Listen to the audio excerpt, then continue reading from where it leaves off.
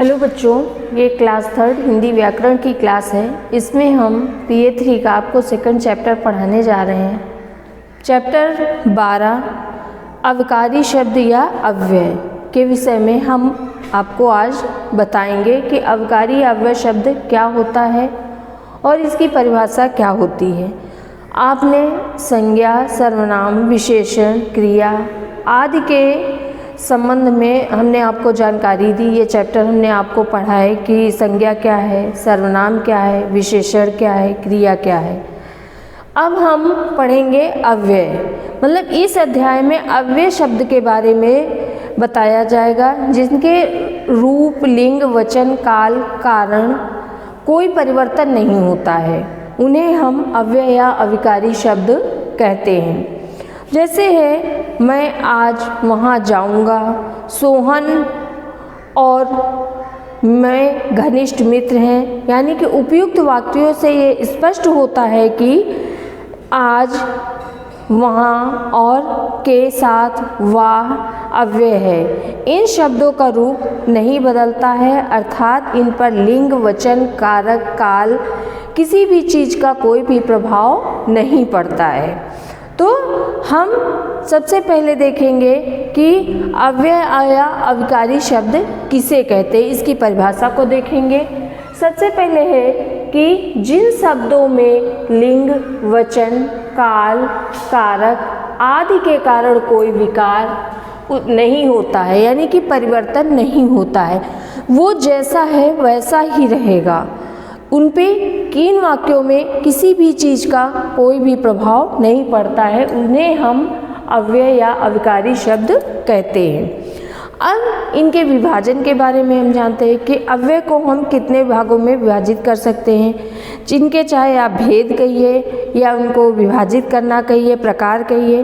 तो अव्यय को हम 4 भागों में विभाजित करेंगे। सबसे पहले है क्रिया विशेषण, फिर है संबंध बोधक, फिर है सामुच्य बोधक और फिर है विस्मय बोधक। तो आइए सबसे पहले हम क्रिया विशेषण के संबंध के बारे में जानेंगे कि इसकी परिभाषा क्या होती है। क्रिया विशेषण में जो शब्द हैं वो क्या करते हैं, क्रिया की विशेषता बताते हैं। जैसे आप पढ़ने में बहुत अच्छे हो, यानी आपकी विशेषता क्या है कि आप बहुत अच्छे हो। घोड़ा तेज दौड़ता है, यानी घोड़े की क्या विशेषता है कि वो तेज दौड़ता है। तो इसमें जो क्रिया की जा रही है उसकी विशेषता जो बताई जाती है उसे हम क्रिया विशेषण कहते हैं।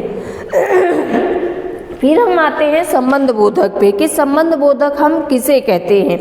संबंध बोधक अव्यय जो है संज्ञा या सर्वनाम के साथ आकर उनका संबंध वाक्य के दूसरे संबंध जोड़ते हैं। जैसे और शब्द लग जाता है तो वैसे उसका जो संबंध जुड़ता है, जैसे राम और श्याम, राम में हमने और लगा दिया तो श्याम आ गया, यानी कि दोनों में संबंध जोड़ रहा है कि वो दोनों घनिष्ठ मित्र हैं। तो इनके पीछे किसी न किसी परामर्श की अपेक्षा बनी रहती है। जैसे नहा धो लो और खाना खा लो। माँ ने कहा कि आज मुझे घर पर ही रहना है। तो इनमें क्या है, इनमें क्या है कि उपवाक्यों के साथ इनका संबंध जुड़ता है और फिर क्या होता है, इन्हें हम सामुच्य बोधक कहते हैं। अब आता है, इन्हें हम संबंध बोधक कहते हैं। अब आता है हमारा सामुच्य बोधक। सामुच्य बोधक में क्या होता है कि 2 शब्द वाक्यांशों या वाक्यों को आपस में जोड़ते हैं। 2 शब्द वाक्यांशों यानी वाक्य और वाक्यों को आपस में जोड़ते हैं, उन्हें हम सामुच्य बोधक कहते हैं। जैसे है हमारा है तुम जाते हो या मैं जाऊं, यानी कि मैं आपके घर गया पर आप नहीं थे।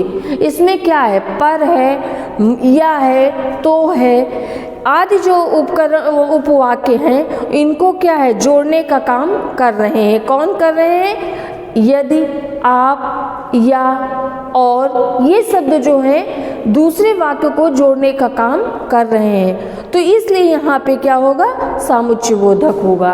अब यहाँ पे आता है विस्मय बोधक। विस्मय बोधक में क्या होता है कि जो अव्यय शब्द विस्मय, हर्ष, शोक, घृणा इसको प्रकट करते हैं उसे हम विस्मय बोधक कहते हैं। मेरे आश्चर्य जिसमें प्रकट हो उसे हम विस्मय बोधक कहते हैं। अब इसमें क्या होगा, इसमें क्या होता है कि अरे आप आ गए, अरे आपने ऐसे काम कर लिया, जैसे कोई भी कार्य हमको कठिन लग रहा है, हम नहीं कर पाते हैं और वो उस कार्य को कोई दूसरा व्यक्ति करता है तो उसमें आश्चर्य प्रकट हो, अरे आपने ये कर लिया, कैसे किया, तो उसमें हमने आश्चर्य, विस्मय, मतलब जो चीज़ की कल्पना नहीं कर सकते वो काम उसने कर दिखाया। तो इन वाक्यों में क्या है कि उसे हम विस्मयादि बोधक कहते हैं। अब हम आते हैं कि क्रिया विशेषण के भेद,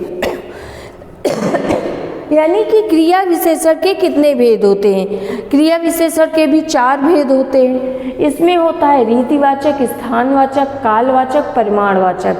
अब इसमें देखते हैं कि हम क्या हमको बताया गया है। सबसे पहले आता है रीतिवाचक, जो शब्द क्रिया की रीति या विधि के बारे में बताते हैं, यानी कि हमारी परंपराओं के बारे में बताते हैं, हमारी संस्कृति के बारे में बताते हैं, उन्हें हम क्या कहते हैं, रीतिवाचक क्रिया विशेषण कहते हैं। जैसे है घड़ी धीरे धीरे चल रही है, रघु ध्यानपूर्वक पढ़ रहा है, ये इसके उदाहरण हैं। कुत्ता तेज दौड़ रहा है, तो यानी कि इसमें घड़ी का धीरे धीरे चलना उसकी विधि के बारे में बताया गया कि घड़ी धीरे चल रही है। राम ध्यानपूर्वक पढ़ रहा है, यानी कि इसमें राम की जो विधि बताई गई, तरीका बताया गया, रीति बताई गई, वो है ध्यानपूर्वक उसका पढ़ना। तो इसमें क्या है, क्रिया विशेषण है। अब आते हैं स्थानवाचक में। स्थानवाचक में क्या, जो शब्द क्रिया के स्थान का बोध कराते हैं, जो शब्द क्रिया के स्थान का बोध कराते हैं उन्हें हम स्थानवाचक कहते, क्रिया विशेषण कहते हैं, स्थानवाचक क्रिया विशेषण कहते हैं। अब जैसे यहाँ हम कुशलता पूर्वक हैं, यानी स्थान के बारे में कि हम जहाँ भी हैं उस स्थान पे हम कुशल पूर्वक है, ठीक है। धर्म की सर्वत्र विजय हो, यानी कि धर्म जहाँ भी, जो भी धर्म है, जैसा भी है, उसकी सदैव ही विजय हो। फिर आता है कालवाचक। अब कालवाचक में क्या होता है, जो शब्द क्रिया के काल या समय का बोध कराते हैं, यानी काल या समय का बोध। हमने आपको काल पढ़ाया है, उसमें हम क्या पढ़ाया, हमने भूत पढ़ाया, वर्तमान पढ़ाया, भविष्य पढ़ाया। भूत जो बीत चुका है, वर्तमान जो चल रहा है, और भविष्य यानी कि जो आने वाला है। ये हमारे 3 प्रकार के काल या समय होते हैं, उनके बारे में बताया। तो वही चीज़ इसमें बताई गई है क्योंकि जो शब्द काल या समय का बोध कराते हैं उन्हें हम क्रिया विशेषण, कालवाचक क्रिया विशेषण कहते हैं, मतलब जिस काल में जो काम किया जाएगा। अब जैसे देवदत्त परसों आएगा, यानी परसों, अभी उसका निश्चित नहीं है, भविष्य के लिए है कि वो कब आएगा, परसों के लिए बताया गया कि यानी वो आएगा। तुम कब जाओगे, तुम्हारा भी जाना कोई निश्चित नहीं है कि तुम कब जा रहे हो, तो इसमें हमें समय के विषय में बताया गया। तो ये हमारा कालवाचक क्रिया विशेषण हुआ। अब आते हैं हम परिमाणवाचक पे। परिमाणवाचक में क्या होता है कि जो शब्द क्रिया की मात्रा या परिमाण, यानी नाप तौल के बारे में जो बताते हैं कि कितने मात्रा में कौन सी वस्तु है। जब हम कोई सामान लेने जाते हैं तो हमको दुकानदार जो है वो तौल के ही देता है, उसका परिमाण करके देता है कि आप 1 किलो ले रहे हो चीज़ की, 2 किलो ले रहे हो कि कितनी ले रहे हो। तो उसी चीज़ के बारे में बताया कि जो शब्द क्रिया की मात्रा या परिमाण के बताएं उन्हें हम परिमाणवाचक क्रिया विशेषण कहते हैं। जैसे कम बोलो, अधिक उपजाओ, बंगाल में पटसन बहुत होता है। तो ये कि इसके उदाहरण हैं। और बच्चों इस चैप्टर को ध्यान से देखिएगा, चैप्टर आपका पूरा होता है और इस बहुत ही ध्यान से पढ़ना है कि इसमें हमको क्या बताया गया है बताया गया है और इसके प्रश्न उत्तर आप अपनी कॉपी पे करेंगे और जो एक्सरसाइज है उसको केवल बुक में ही फिल करेंगे।